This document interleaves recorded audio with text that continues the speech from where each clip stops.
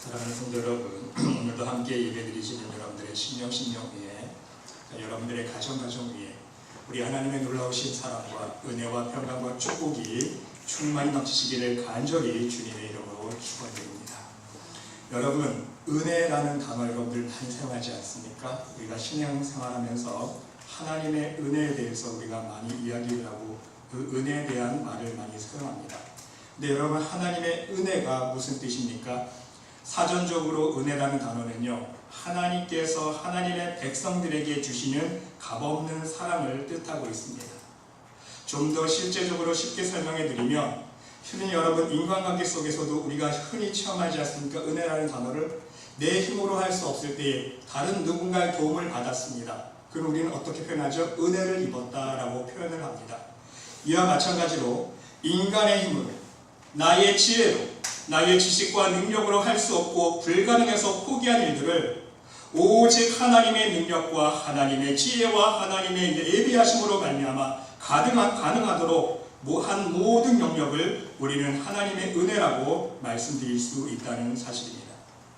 그런데 여러분, 곰곰이 생각해보면 아이러니하게도 우리 인간은 하나님을 모르거나 알거나 하나님을 믿거나 믿지 않거나 모든 인간은 하나님의 은혜 없이는 살 수 없는 존재라는 사실입니다.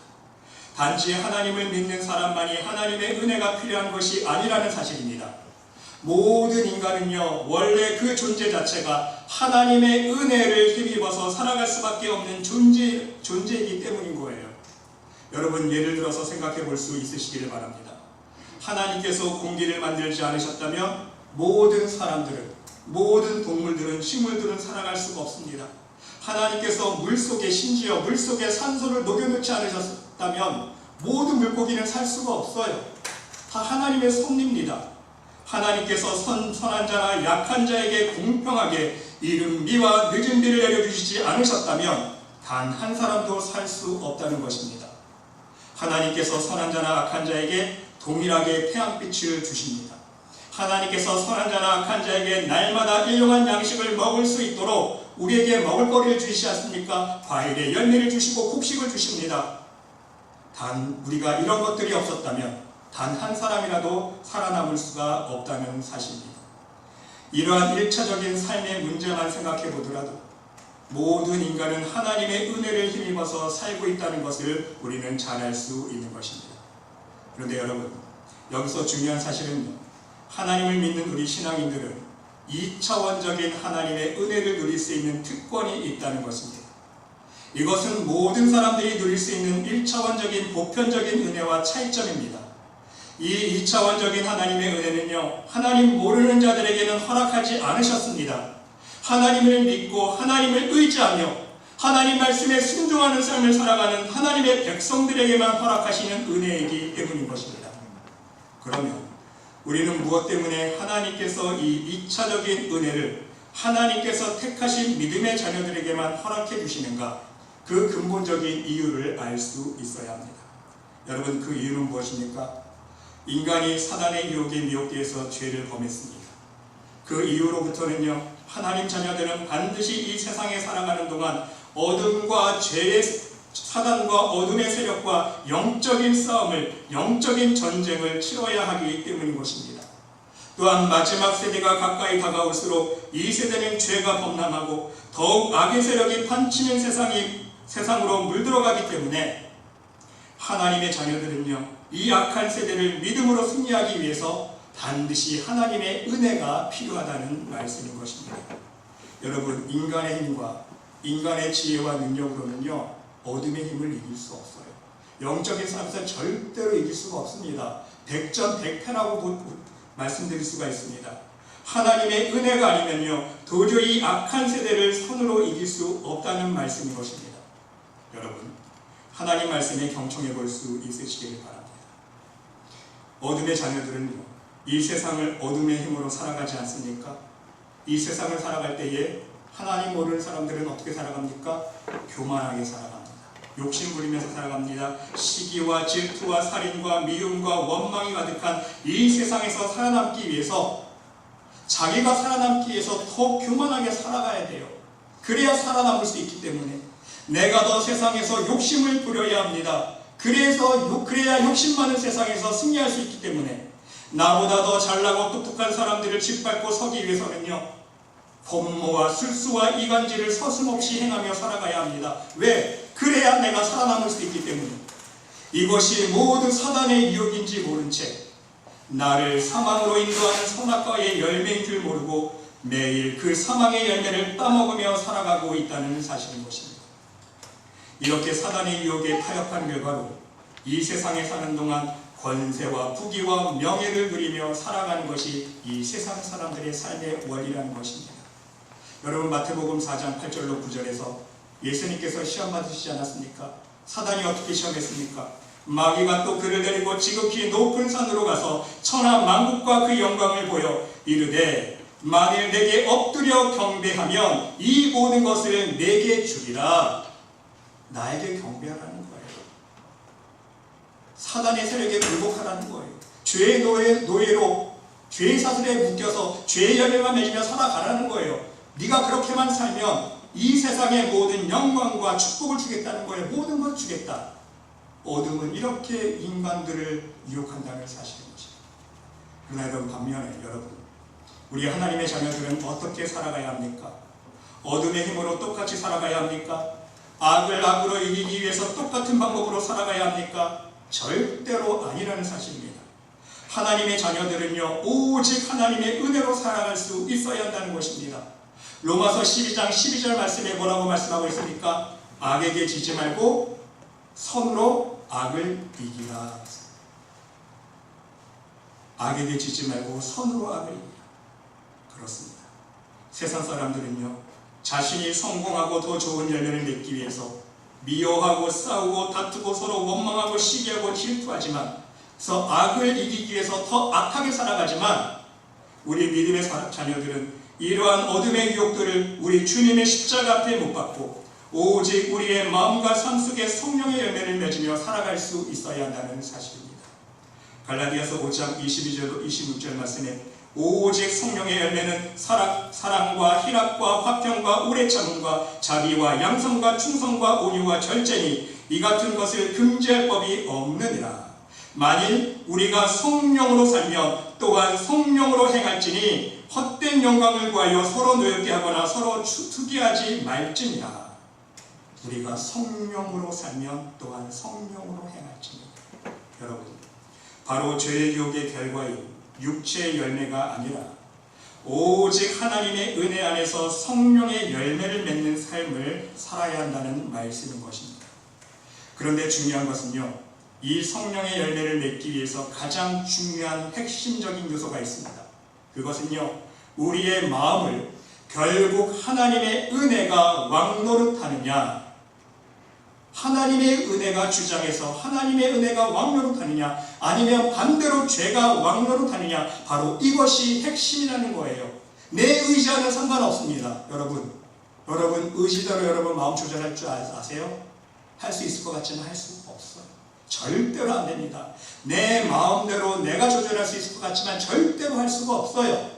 은혜가 왕노릇하든지 죄가 왕노릇하든지 악에 지지 말고 선으로 악을 이기라.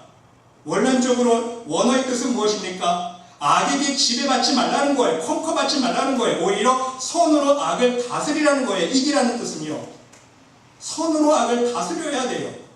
로마서 5장 21절 말씀처럼 이는 죄가 사망 안에서 왕노릇한 것 같이, 죄가 사망 안에서 우리를 왕노릇하니까 죄의 노예로서 우리는 죄의 열매를 맺으며 살아갈 수 없는 죄인이 되었다는 거예요. 죽었다 깨어나도요, 우리는 선한 열매를 맺을 수 없는 존재가 된 거예요. 그런데 중요한 것은 얼마나 감사하게도 하나님께서는요, 예수 그리스도를 말미암아 우리에게 새로운 은혜를 허락해 주지 않았습니까? 은혜도 또한 의로 말미암아 왕노릇하여 우리 주 예수 그리스도로 말미암아 영생에 이르게 하려 함이라. 할렐루야. 은혜가 왕노릇해야, 성령님께서 나를 주장하셔야 하나님 말씀대로 순종하는 열매를 맺으면서 순종의 삶을 살 수 있다는 거예요. 내 의지와는 상관없어요. 바로 하나님의 은혜가 왕노릇할 때 우리는 우리의 마음을 다스릴 수 있고 삶 속에 성령의 열매를 맺을 수 있게 될 뿐만 아니라 영생에 이르는 참 생명을 얻을 수 있게 된다는 말씀인 것입니다. 그래서 우리 믿음의 자녀들은요, 이 세상을 살아갈 때에 반드시 절대적으로 하나님의 은혜가 필요하다는 것입니다. 하나님의 은혜 없이는요, 한순간도 1분 1초도 내 마음을 지킬 수 없고 내 삶 속에 찾아오는 죄의 유혹을 이길 수 없기 때문인 것입니다.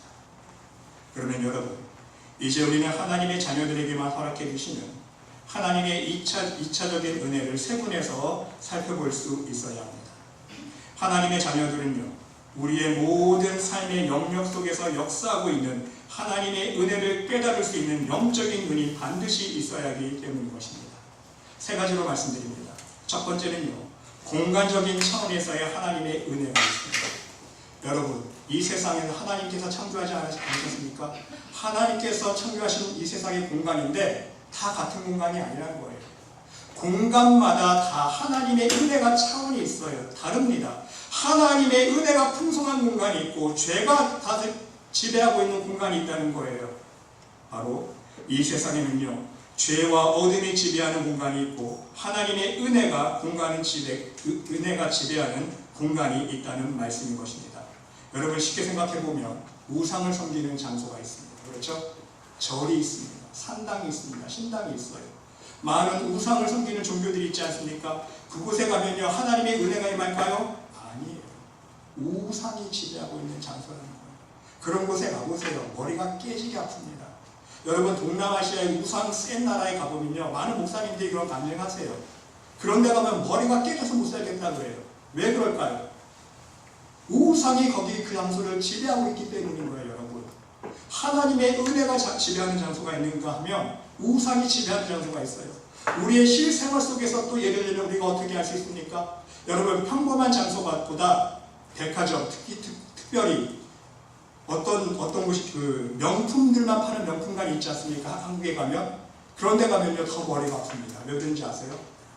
그런 데 가면요, 더 욕심이 많이 자리하고 있기 때문에 돈 많은 사람들이, 더 욕심 많은 사람들이, 더 사치하는 사람들이, 더 자기만 아는 사람들이 명품을 사기 위해서, 또한 그런 사람들을 유혹하기 위해서 그런 어둠들이 자리 잡고 있다는 거예요. 우리는 삶 속에서 그런 은혜의 원리를 깨달을 수 있어야 된다는 거예요. 우리 가정도 마찬가지입니다. 항상 불화가 있고 다툼이 있는 가정에 평강이 넘치겠습니까? 하나님의 은혜가 있겠습니까? 아니라는 거예요.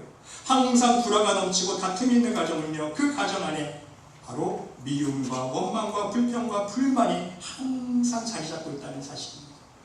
우리는 그 영적인 원리를 알 수 있어야 돼요. 반대로 하나님을 예배하는 장소, 그곳에는 하나님의 은혜가 넘칩니다. 하나님의 믿음의 자녀들이 진정 하나님을 예배하기 위해서, 기도하기 위해서 모이는 장소들이 있습니다. 그러한 장소에는요, 진정 하나님의 사랑이 넘치고 은혜가 넘치고 감사가 넘치고 축복의 열매가 넘칩니다. 그런데 마음이 아픈 현실은요, 모든 교회가 그렇지 않다는 거예요. 여러분, 한번 생각해 보세요. 모든 교회 안에 목적이 무엇입니까?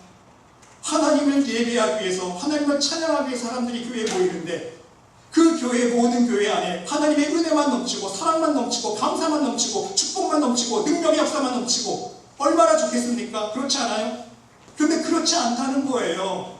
어떤 교회는 맨날 찢고 뽑고 싸우는 교회가 있고, 어떤 교회는 우상이 자리 잡은 교회가 있고, 어떤 사람은요, 목회자가 교만하니까 교만이 자리 잡은 교회가 있고. 하나님 보시기에는요, 교회가 아니라는 거예요.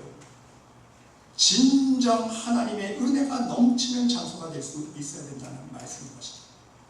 두 번째는요, 시간적인 차원에서 은혜가 있습니다. 여러분, 어둠은요, 24시간 항상 믿음의 자녀들을 유혹하기 위해서, 쓰러뜨리기 위해서 우는 사자와 같이 삼키자를 찾아다니지 않습니까? 마찬가지로 우리의 믿음의 자녀들도 24시간 하나님 앞에 때를 따라 돕는 은혜를 간구할 수 있어야 되는 거예요. 하나님의 은혜가 필요한 때가 있고 하나님의 은혜가 필요하지 않은 때가 있고, 이것이 아니라는 거예요. 이해가 되십니까? 이럴 때는 하나님의 은혜가 필요하고 이럴 때는 하나님의 은혜가 필요하고, 그게 아니라는 것이죠. 24시간 항상 우리가 무엇을 할 때든지 하나님의 은혜가 필요한 거예요. 밥 먹을 때도 하나님의 은혜가 필요합니다. 왜? 하나님, 이 음식 먹을 때 하나님 은혜로 소화가 잘 되게 하여 주시옵소서 기도할 수 있어요. 왜? 잘못 먹으면 배탈 나잖아요. 소화가 안 되잖아요. 다 하나님의 은혜라는 거예요. 길을 걸어갈 때도요, 하나님의 은혜가 필요합니다. 왜? 길을 걸어가다가 어떤 공부로 나갈지 몰라요. 어떤 불이 사고 나갈지 모릅니다. 여러분 그렇지 않아요? 사고 유수들 들어보세요. 길 가다가 멀쩡한 사람이 차에 치여 죽습니다.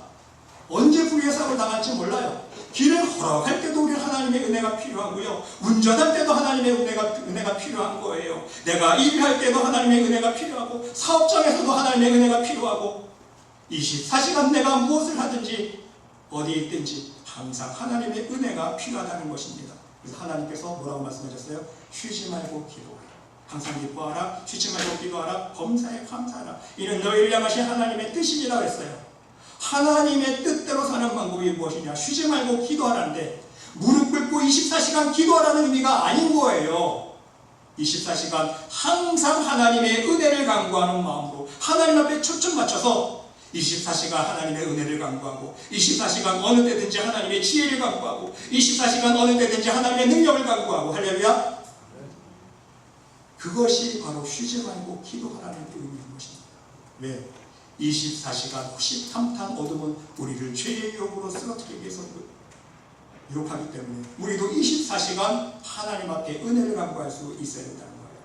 세 번째로, 우리의 모든 삶의 양식, 우리의 삶의 스타일 속에 하나님의 은혜가 스며들어 있다는 사실을 우리는 알 수 있어야 됩니다. 여러분, 쉽게 말씀드리면요, 여러분들이 옷 입는 스타일, 여러분들이 좋아하는 색깔, 여러분들이 맛있게 먹는 좋아하는 음식, 우연이 아니라는 거예요. 다 이유가 있어요. 영적인 이유가 있어요. 내가 왜 유독 이런 색깔의 옷을 좋아할까? 이런 스타일의 옷을 좋아할까? 내 취향이지. 우리는 세상 사람들은 그렇게 생각하지 않습니까? 그것이 깊이 들어가면요, 영적인 이유가 다 있다는 거예요, 여러분. 제가 지금 깊이는 말씀 못 드립니다. 시험 받을 사람이기 때문에. 하나님의 은혜와 무관하지 않은 게 하나도 없다는 거예요, 우리 삶 속에서요. 여러분, 물건 고르는 것도 마찬가지예요. 내가 어떤 물건을 고르느냐, 내가 은혜의 수준에 따라서 물건 고르는 거예요. 자기 수준에 따라서. 여러분, 쉽게 말씀드리면요, 우리가 옛날 스타일, 올드 스타일 물건을 보면요, 지금 현대 보면요, 이상하게 촌스럽고 낡아 보이지 않습니까? 세련되지 못해요. 시대가 발전하면 발전할수록 세련된 것이 눈에 들어옵니다. 그걸 선호하게 돼 있어요. 영적인 똑같은 거예요. 우리가 하나님의 은혜가 밑바닥이기 때문에요, 세상 것도 밑바닥에서 놀 수밖에 없어요. 그런 걸 좋아할 수밖에 없고, 그런 스타일을 따라갈 수밖에 없어요. 하지만 하나님의 은혜가 올라갈수록 내 스타일이 바뀌는 거예요. 좋아하는 색깔도 바뀌고, 취향도 바뀌고, 모든 것이 바뀌는 것이죠. 물건 고를 때도 마찬가지입니다. 생각하는 사고방식도 마찬가지예요. 여러분, 제가 말씀드렸잖아요. 안 되는 사람은요, 안 되는 생각부터 하고 부정적인 생각만 합니다. 하지만 하나님의 은혜가 충만한 사람, 잘 되는 사람, 빛된 사람은요, 할 수 있다, 긍정적인 생각부터 하지 않습니까? 왜? 하나님은 할 수 있다는 믿음이 있기 때문에. 더 나아가서 여러분, 정말 신기합니다. 음식 만들 때도 마찬가지예요. 여러분들 음식 만들 때에 우리 말씀에 비해서 음식 잘하시는 분들은 정말 다 음식 잘하시지만, 같은 재료를 주고요, 같은 양념을 주고 똑같은 음식을 만들려고 10사람, 100사람 한번 보세요. 맛이 다 똑같습니까? 희한하게 맛이 틀리죠. 왜 그럴까? 세상 사람들은요, 그것을 손맛이라고 표현하죠. 그렇죠? 세상 사람들은요, 다 손맛이 다르다고 표현하지만 그게 하나님의 은혜라는 거예요. 사람마다 성격이 다르고요, 사람마다 영성이 틀리거든요. 어떤 사람은 교만한 사람이 있고, 어떤 사람은 특징이 욕심이 많은 사람이 있고, 어떤 사람이 미움이 많은 사람이 있고, 어떤 사람은 신경질이 많은 사람이 있고, 자기의 영성이 다 틀리기 때문에 음식을 하면요, 다 음식 맛이 틀린 이유가 그 하나님의 은혜에 따라서 틀리다는 거예요. 이해가 되세요? 그래서 여러분, 10사람이 10사람 다 똑같은 재료 주고 똑같은 양념 쓰고 미리그램까지 다 줘서 똑같이 넣어서 조물조물 해보세요. 맛 다 틀립니다. 신기해요, 여러분. 그렇지 않습니까? 그게 바로 다 하나님의 은혜가 스며 들어간다는 거예요. 음식 속에도요. 내가 고른 물건도 마찬가지입니다. 어떤 사람이 선물 하나 사왔어요. 선물을 보면요, 그 사람이 감사한 마음으로 선물을 사왔는지, 아니면 불평하면서 선물을 사왔는지, 짜증내면서 선물을 사왔는지, 그 물건 속에 영역이 담겨져 있는 거예요. 제가 마르다기유 속에서 말씀드렸잖아요. 예수님께 마르다가 음식을 준비해서 식사를 준비했는데 왜 예수님께 책망받았습니까? 예수님 드실 음식 준비하면서 기쁨과 감사한 마음으로 처음에 품은 그 감동과 감격을 가지고 만들었으면 칭찬받았을 거예요. 마르다야, 네가 밥을 치운 거 보니까 감사가 넘쳐나고, 네가 국 끓여온 거 보니까 기쁨이 넘쳐나고, 네가 잡채 부쳐온 거 보니까 정말 하나님께 대한 감격이, 감사가 넘쳐나는구나. 칭찬받았을 텐데 왜 책망받았습니까? 마르다야, 네가 밥 지은 거 보니까 동생 미워하는 마음 들어가 있네. 네가 국 끓여온 거 보니까 불평하고 근심하고 염려한 마음 들어가 있네. 음식을 만든 것 속에 그 사람의 영역이 들어가 있다는 거예요. 내가 소유하고 있는 물건도 마찬가지입니다. 내가 소유하고 있는 물건 속에도요, 내 영역이 그대로 스며들어 들어가 있는 거예요. 여러분, 바울의 손수건 보세요. 바울의 손수건과 앞치마가 능력이 있어서 그 손수건과 앞치마를 얹었더니 병자가 고침받고 귀신이 내쫓겨집니까? 그게 아니라 그랬잖아요. 사도 바울 자체가 성령 충만한 사람 아닙니까? 빛된 사람이에요. 하나님의 빛으로 성령으로 충만한 사람이 소유하고 있던 앞치마와 바울의 손수건이기 때문에 그 안에 무엇이 들어가 있어요? 빛이 스며져 들어가 있는 거예요. 그 사람의 영역이. 그러니까 사도 바울의 앞치마와 손수건만 가져다가 병자들이 건지니까 다 병이 낫는 거예요. 하나님의 은혜의 원리를 우리는 깨달을 수 있어야 된다는 말씀인 것입니다. 그러면 여러분, 우리는 매 순간 순간마다 더 좋은 하나님의 은혜를, 더 풍성한 하나님의 은혜를 나의 삶 속에 끌어당기며 그 은혜를 힘입어서 죄가 범람하고 악이 승리하는 이 세상 가운데서 오직 하나님의 은혜로 선으로 악을 이기는 삶을 살 수 있어야 한다는 말씀인 것입니다. 그런데 이것을 온전히 이길 수 있는 가장 중요한 핵심은요, 앞에서 말씀드렸다시피 바로 우리의 심령을 하나님의 은혜가 왕노릇하게 할 수 있어야 한다는 것입니다. 예를 들어서 하나님의 은혜로 마음속에 기쁨과 감사가 넘치는 사람은요, 만나는 사람들에게 사랑을 받습니다. 또한 남을 바라볼 때에도 주님의 사랑으로 대하게 됩니다. 이게 차이점이라는 거예요. 또한 항상 긍정적이고 자신감이 넘치게 됩니다. 그러나 죄가 왕노릇하는 사람은요, 마음속에 사람에 대한 미움과 불평과 원망이 넘칩니다. 일을 할 때에도 부정적이고 낙심되는 마음부터 자리 잡게 됩니다. 이것이 심한 사람은 삶의 가치를 느끼지 못하고 살기 싫어집니다. 결국은 자기의 삶을 포기한다는 거예요. 더 나아가서 은혜가 왕노릇하는 사람은요, 가는 장소마다 은혜의 장소, 축복의 장소가 됩니다. 다른 사람들에게 유익을 주고 잘되게 합니다. 하지만 죄가 왕노릇하는 사람은요, 그 사람이 가는 장소마다 교만의 장소, 욕심의 장소, 미움의 장소, 시기와 질투의 장소로 만든다는 거예요. 트러블 메이커가 된다는 거예요. 여러분, 세상 사람들이 이것을 알지 않습니까? 제가 한번 말씀드렸을 거예요. 어떤 사람이 장사하는데 누가 와서 앉아있으니까, 야, 너만 오니까 장사 안 된다. 너 빨리 가. 너 가. 빨리 가.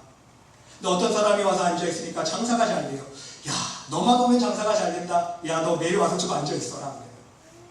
여러분, 바로 이것이 은혜가 왕노릇하는 사람과 죄가 왕노릇하는 사람의 차이점이라는 사실인 것입니다. 그런데 문제는요, 이렇게 하나님의 은혜가 내 심령 위에 항상 충만하도록 해야 하는데, 내가 진정 빛된 사람, 축복의 사람이 될 수 있어야 하는데, 현실적으로는 우리는 24시간 매 순간 하나님의 은혜를 유지하기가 매우 어렵다는 사실인 것입니다. 왜? 우리는 죄의 속성을 품고 있기 때문에 항상 죄의 유혹을 받기 때문이라는 것입니다. 사랑하는 성도 여러분, 바로 하나님은요, 오늘 본문 말씀을 통해서 우리들에게 이 비결을 가르쳐주고 계십니다.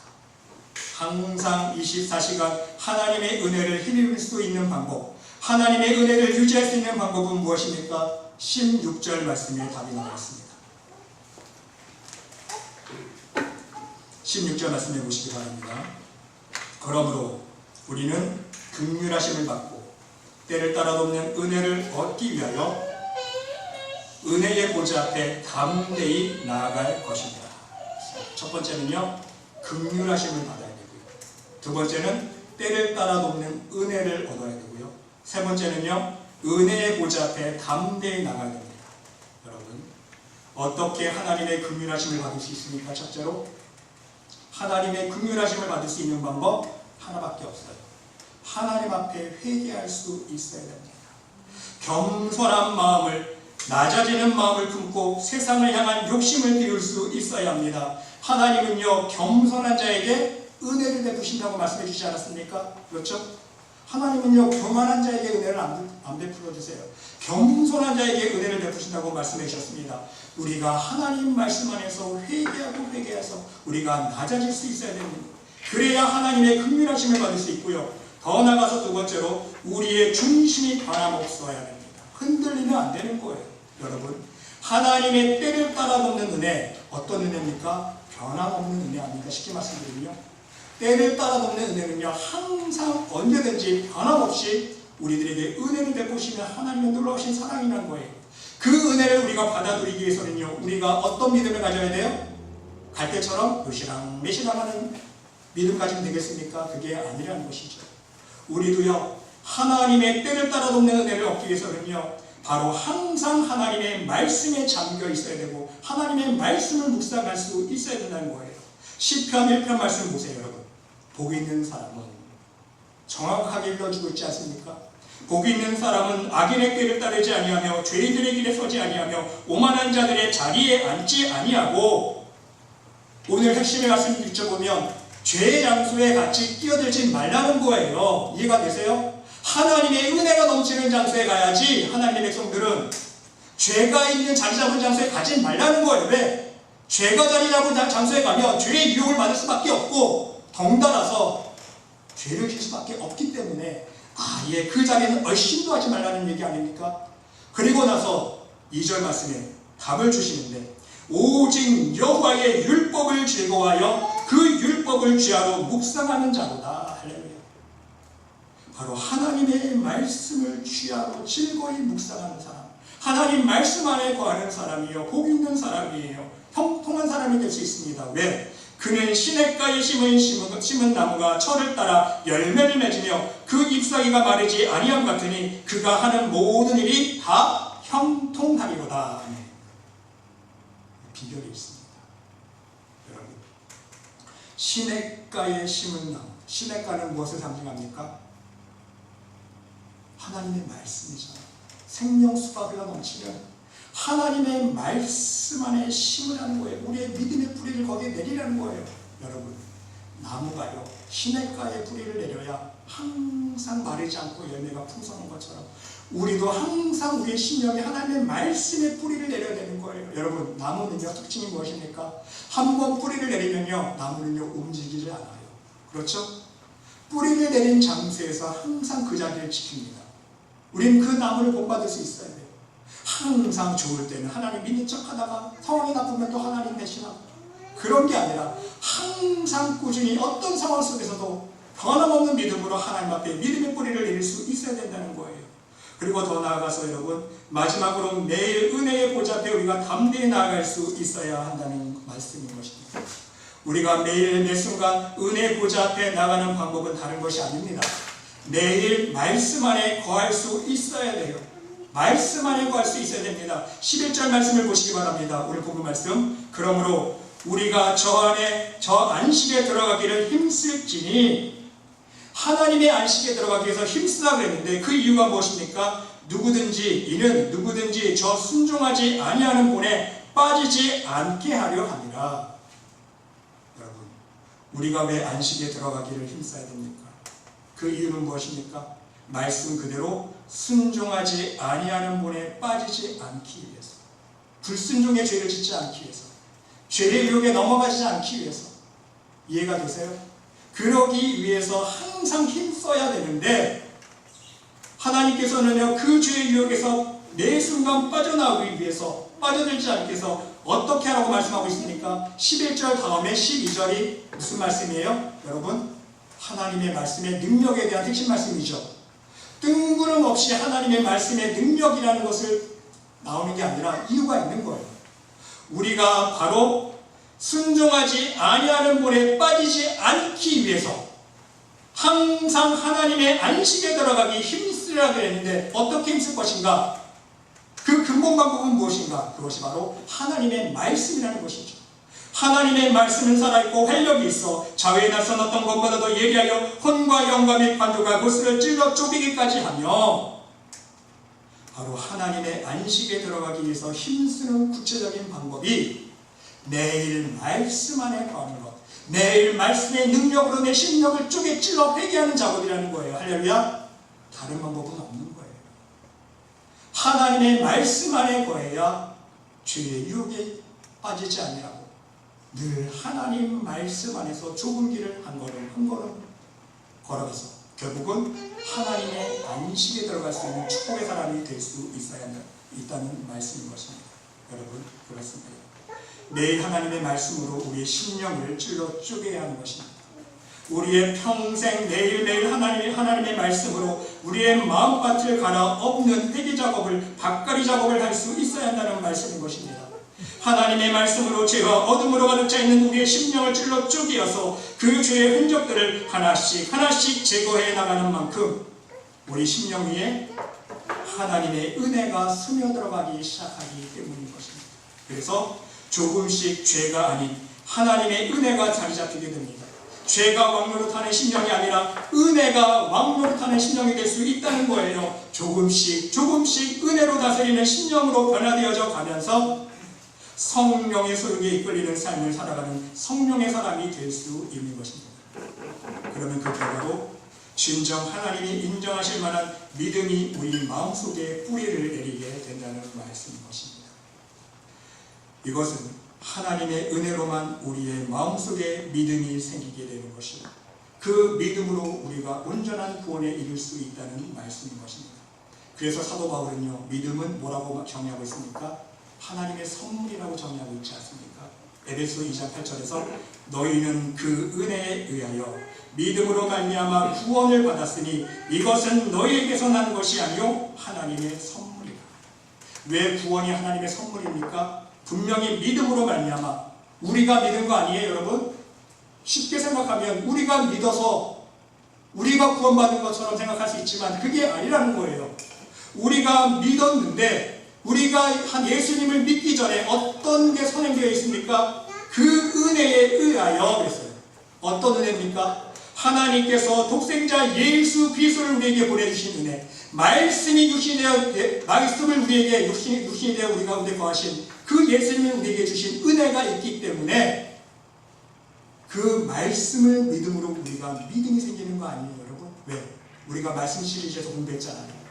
말씀 안에서 우리가 회개할 수 있습니다. 그렇죠? 말씀이 거듭남의 비밀입니다. 하나님의 말씀만이 우리의 영의 양식입니다. 하나님의 말씀만이 우리의 영적인 능력이에요. 할렐루야. 말씀 없이는요 우리는 믿을 수가 없어요. 믿음이 생기지 않아요. 그래서 믿음은 들음에서 나며 들음은 그리스도의 말씀으로 말미암으니라 말씀하고 있는 거예요. 하나님께서 예수님 보내주시지 않았다면, 말씀이 우리 가운데 오시지 않았다면, 그 은혜가 선행되어지지 있지 않았다면 우리는 죽었다 깨어나도요 믿음을 가질 수가 없습니다. 구원받을 수 없다는 얘기예요. 그래서 구원은 오직 예수 그리스도만으로만 받을 수 있는 거고, 그래서 구원은 하나님의 선물인 거예요. 하나님께서 선물로 예수님을 보내주셨기 때문에, 그렇죠? 내 공로, 내 자랑, 내가 잘나서 예수님 믿어서 구원받은 게 아니라 나는 죽을 수밖에 없는 죄인인데, 똑바로 하셔야 됩니다, 여러분. 하나님께서 나를 살려주시기 위해서 예수님 보내주셨기 때문에 내가 구원받을 수 있는 거예요. 그 은혜를 망각하면 안 돼요. 그래서 우리는 항상 나는 무익한 종입니다 고백이 나와야 되는 거예요.